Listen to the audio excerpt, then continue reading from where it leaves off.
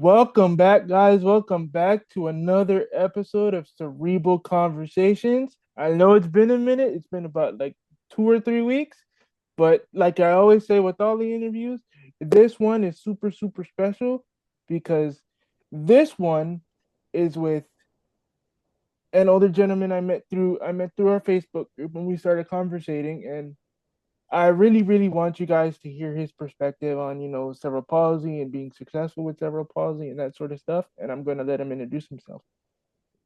Okay. My name is John Borland. Um, I basically have diplegic cerebral palsy. Uh, Grew up in the 50s and 60s with cerebral palsy, so I have a somewhat different perspective than some of the younger folks. And what did I say? I've been working hard when I was younger to be acknowledged, accepted, and actually have been blessed with a good amount of success throughout my life. So, you know, maybe we can talk a little bit about that. Yeah, definitely, definitely for sure. So the question I normally like to start off the podcast with is, what was it like for, and this is going to be especially interesting, especially for you since you're older. It's going to be more of a two-parter. What was it like growing up for you back in the 50s and 60s with cerebral palsy, and how has things changed since then? And do you like the way things are going now? Okay. Um, well, let me start off with the second part and basically say, yeah, I think things are a lot better for people with cerebral palsy and the disabled in general than it was when I was growing up. As I said, I grew up in the 50s and 60s, and back in that day, you weren't considered to be disabled or differently abled. You were considered as being crippled.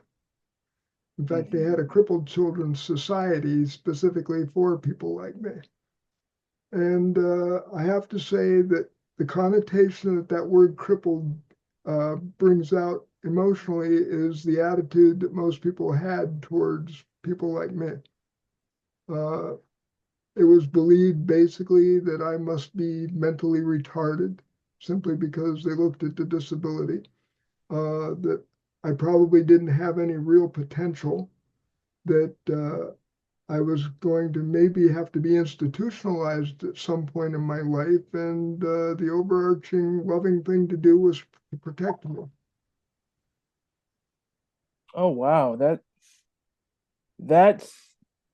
I could only imagine what that must have been like. So, I So mean, essentially, it really came down to the fact that I wasn't allowed to do a lot of things. It was, basically one of these things where they were protecting me by not having me go into things. Like I couldn't, my brother played Little League Baseball, my younger brother. I wasn't allowed to play.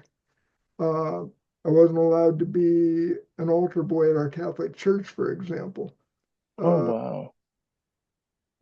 just it was felt that people, crippled people, couldn't do these things.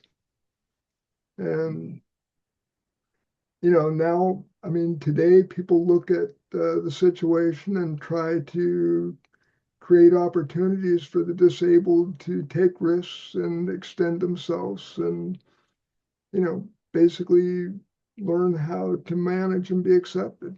Whereas in my day, that was looked at as putting me at risk. And so it wasn't allowed to happen. I mean, the loving thing was to keep me cloistered. I wasn't really allowed to go interact with friends. What few friends I had, I really couldn't. What would I say? My parents, I wanted to go to my senior prom, for example, in high school. Mm-hmm. And my parents gently, without saying anything, kind of steered me away from it. I think they were worried that I was going to be rejected and that would be an emotional strain. And they may have been right, but I would have liked to have had the chance. Uh, Yeah. there was a question as to whether I could even go to mainstream school. I had to take a special test uh, to get into elementary school. Wow. What? It was interesting because one of the parts of the test was for me to draw a square. And my mother was with me, and I was with the test examiner, and I tried to draw the square. And for one thing, I have slight tremors, Hmm. and I was nervous. And so my hand shook when I was trying to draw the square, and it came out squiggly. And I looked at it and I told the examiner, I said, it really doesn't look like a square. It looks more like a policeman's badge. And the examiner looked over to my mother and he said, anybody that can recognize that that looks more like a policeman's badge than a square deserves to be in mainstream school. Wow. Shout out to the examiner for that. Because I'm not sure how it was back then, but I'm pretty sure if you had a different examiner or someone who wasn't, as accepting, I don't know how accepting they were back then, but I don't He was think you would have been perceptive. able to. So, picking back off of what you said about um not being able to, be involved in certain activities and all that sort of stuff, how did that affect you? Like, how did that affect you mentally? Um, this was the difficult thing. I mean, on one hand, I wanted to be involved if I could be. Hmm. Um, like I said, my brother played Little League Baseball. I actually helped my brother to be better at Little League Baseball. We played baseball in the backyard, and I would hit balls to him and, help him to improve his play. And I wanted to be a part of it too, but everybody said I couldn't be. Now, the whole thing it is, I didn't know other people with cerebral palsy or other disabilities. It was me. I grew up in a rural area and there wasn't a lot of other people like me. Hmm. And so, on one hand, I didn't want to be like this, but on the other hand, with everybody saying it, you kind of believe that that must be the truth. Hmm. Uh, and so, on one hand, it was somewhat difficult emotionally, but it was also one of those things where it kind of felt like it was a rule and everybody understood the rule. And so you kind of had to go along with what the rules were. Yeah, I didn't have any other reference point to differentiate whether this was allowed or not allowed, or whether just people being the way they are. Yeah. So the other thing, back in the 50s and 60s, children in general, the general statement was children should be seen and not heard. Hmm. So you already had a situation where you really weren't allowed to speak and you really weren't allowed to refute adults. Hmm. And so you kind of accepted it, but I didn't like it. I mean, emotionally, it was bothersome to me. I wanted to try things and I wasn't really allowed to try them. And, as I got older, I mean, I too was wondering, what's my future going to be? Hmm. Because I mean, going back to what you just said about what the future's going to be, there's there were times where I was growing up where I was kind of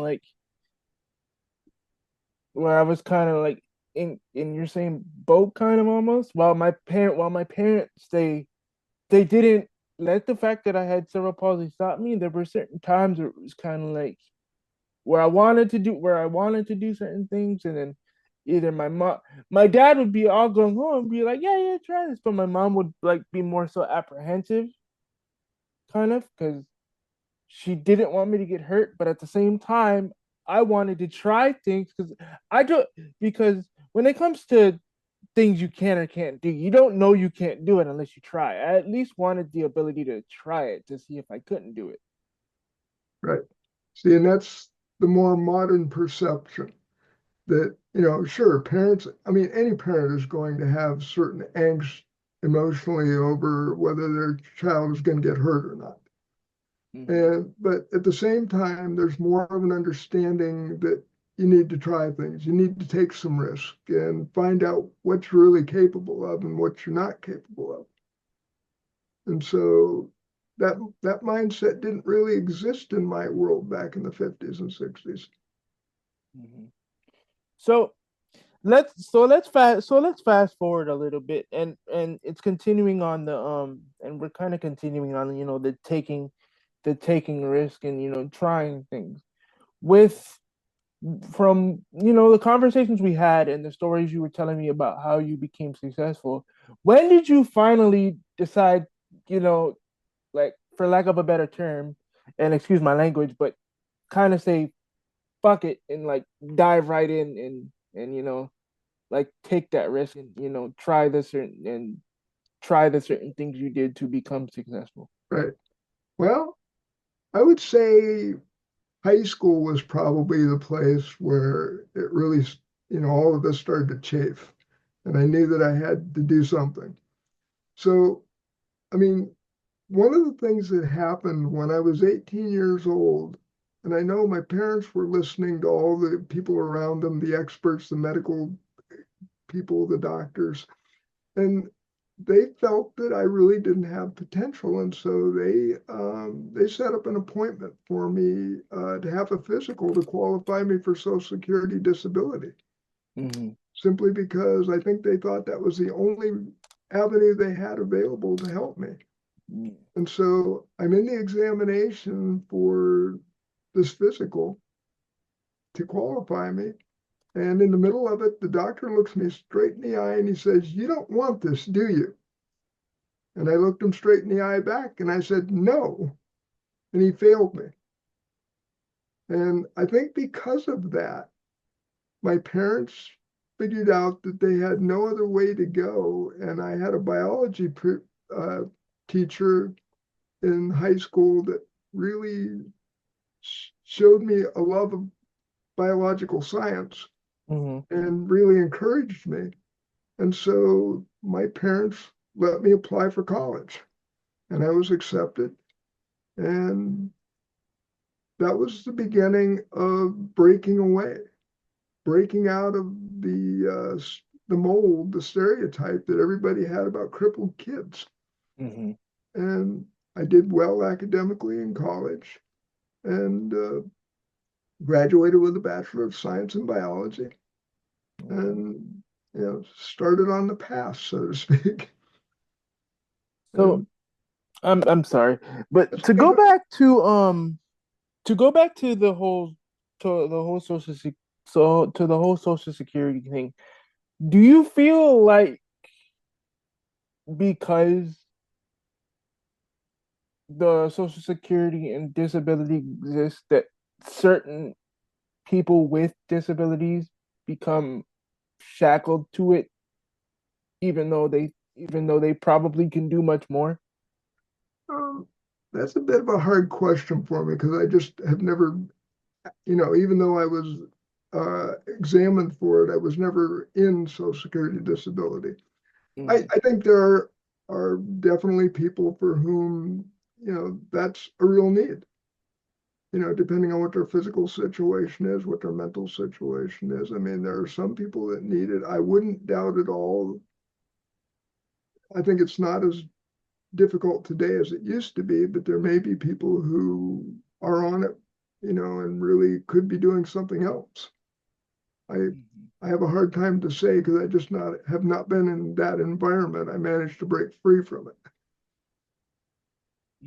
I just wanted to know because I wanted to know your perspective on it because you said you weren't in it, so I wanted to get your perspective as someone who wasn't on it, and since you've had cerebral palsy longer than me, I wanted to know like what your I mean, perspective was and how you think like certain people, because I'm not saying that like, oh, if you have cerebral palsy you should do everything you can not to have it. I'm not talking to those people that absolutely need it, that like depend on it. But I know you've probably seen there's people with cerebral palsy that's probably not as bad as yours or not as bad as mine, but they tend to you know like, because they're so used to having things. And I'm talking to myself as well because I was like this for a I while hear and I'm you. starting to break out of it as well. But for a long time, you're kind of used to getting the set amount every month, and you think that's all there is until you're shown otherwise. That's why I Yeah, wanted to ask that question. yeah, that's what I was going to speak to. I mean, there is that possibility, and I know there got to be certain people in that situation where you're used to getting assistance in all kinds of areas with physical things, with, and it would be very easy just to accept that, I'm going to get this money from Social Security, and so that's the best I'm going to do, and that's what I'm going to do. And then once you're in it, you start to get used to it. Hmm. But I'm one of these people. I mean, my cerebral palsy isn't severe. It's, probably less than moderate. Uh, so it's not mild, but uh, it's not really a moderate cerebral palsy either. It's gotten worse as I've aged, unfortunately, due to other things that have happened. Hmm. But I was able to go out and hike in the woods and walk around, and I could play sports even if they wouldn't let me play sports. And so I knew I had capability, and it just didn't feel right to me to be accepting something where that capability would be shackled, so to speak. I wanted to get out and see what I could do in spite of what people thought about what I could do. I wanted to prove them, I wanted to prove it was different for me. Yeah, And I got a chance to do that. yeah. I mean, And the one thing I will say now, as far as the sports go, the Little League Baseball, mm, my father did something really that I didn't expect. Nobody expected, quite honestly. And I was very happy that he did it. He basically showed more confidence in me than what society as a whole was showing. hmm. Because my father basically agreed to be a Little League coach for our baseball team. Oh wow. The thing was, my father was working at a steel forging plant on second shift. And so the only games my father could actually attend were the games on Saturdays. Hmm. Otherwise, the games were being played at 6 p.m. on weekdays, and my father was working. He did it on purpose because that allowed me to be the manager of the team. Oh wow. My mother No. kept the statistics, and I managed the team when my father wasn't there. And I know he did it on purpose to allow me to be in the sport that I wasn't allowed to play. Wow. Shout out to your dad. Shout out to your dad. That's really cool. He That's bucked really the cool, man. system by doing what the system asked him to do. He bucked the system at the same time.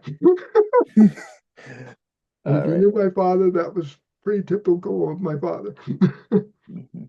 So I'm gonna keep this to like one or two more questions because I don't want to keep you for too long because I know you're a busy man It's okay. and everything. So one of the last questions I have is, what advice would you have for someone who wants to, break away and kind of see what's out there, and like find an avenue to become successful, achieve their potential. Um, I would say basically my advice would be believe in yourself. Uh, of course, there are limits to what you can do. But one thing I know about people with cerebral palsy, because I know it's true of me, we know what our limits are. We know how to problem solve. We understand control points much better than people in the able-bodied community who take all these things for granted. And Mhm. so you know a lot about yourself. And the thing is, can you look at yourself and see situations where what's out there is something that you believe you could do? In other words, believe in yourself within your knowledge of who you are. And don't let other people say that you're less than you can be when you know otherwise. And the other thing is, we've got internet, we've got computers, you've got the ability to go out and look at a number of different things, to research a bunch of different things, look for the possibilities, be willing to take a chance, uh, don't let other people make you less. I mean, don't go beyond your limits either, but I mean, try to stay at least, what would I say, get the most that you have available to give. And I 100% co-sign that. I 100% co-sign that. And that's something that I've been, as of recently, really trying to work on, maximizing my my my limits, so to speak, and trying to, break out of certain habits and certain holes that I've kind of unknowingly and knowingly dug for myself. So I'm trying to, break out of those things, and this podcast is definitely one of those things. Yeah, So this is a good thing. I'm glad to see that you're doing this. thank you. I really I appreciate it. mean, it's good for the cerebral palsy population, but it's also good for you. Hmm. You know, I mean, okay, maybe we can't do all the things physically that other people can do, but we Hmm. have blessings. I Hmm. talked about problem solving. I mean, we have self-awareness. Hmm. Most people with CP that I know have a great amount of empathy too. I mean, you live in struggle, you can feel the struggle in other people, which gives you a chance to basically, in many ways, know more about able bodied people than they even know about themselves, simply because you read them better than they read themselves. They take things for granted that you look at very closely. And so you can help them as much as you want them to help you. Hmm. Yep. I've done it over my life. Yeah. Yeah. So my last question is there any, actually, it's not really a question. Actually, it is. Is there anything that you want to ask me? Hmm. I mean, how did you come to see this as something, the podcast, for example? How did you see this as something you wanted to do? Well, it wasn't 100% my idea. It was kind of it was it was my mentor's it was kind of my mentor's idea, because we were at our office, and we were talking about things, and I just said out of nowhere, like, we were finding ways to, build the ways that we can, build the business, and, tell people and stuff. And I was like, you know what? Why don't I just can I like sit down and like interview you for like 5 minutes? And then we did a quick little interview, and he was like, you know what? You're really good at this. Why don't you start to do this? Why don't you start to do this more? It can, you can reach more people. You can get their perspectives out there. You can get your perspective out there, and that can help your business, and that can also help you like meet more people and stuff like that. So that's how I got started with doing this, and it's been really great to, do this and get other people's perspectives, and kind of, see how we relate and how we differ, because with us with cerebral palsy, we think we're the only ones going through it, because we have to deal with it on a daily basis, and we don't really see other people that have the same thing. But being in the Facebook group that I am in with you, and doing this, you get to see other perspectives, and it's like, oh, I've done this. Oh, you can do that. I didn't know we could do that. This and this. So it's been really cool. Exactly. Well, see, that's the reason I'm asking, because when you told me that you were doing this and I actually got to look at some of your podcasts, I would have never thought of this. Hmm. And I looked at it and I said, wow, how come I never thought of this? And I'm, well, let's say I'm pleased that you're doing it, and I'm interested in, that's why I asked the question, because I'm really interested in how it came to you, and it looks like it's a really good thing. I'm glad that you're doing it. Thank you. I really appreciate it. Well, guys, that's going to be the end of another episode of Cerebral Conversations. This has been my good friend John. This is me, and I'll be back with another one soon. And also, don't forget, drink your water and stay safe, everybody. All right. Thank you, Brandon. You're welcome. All right, you guys have a good one.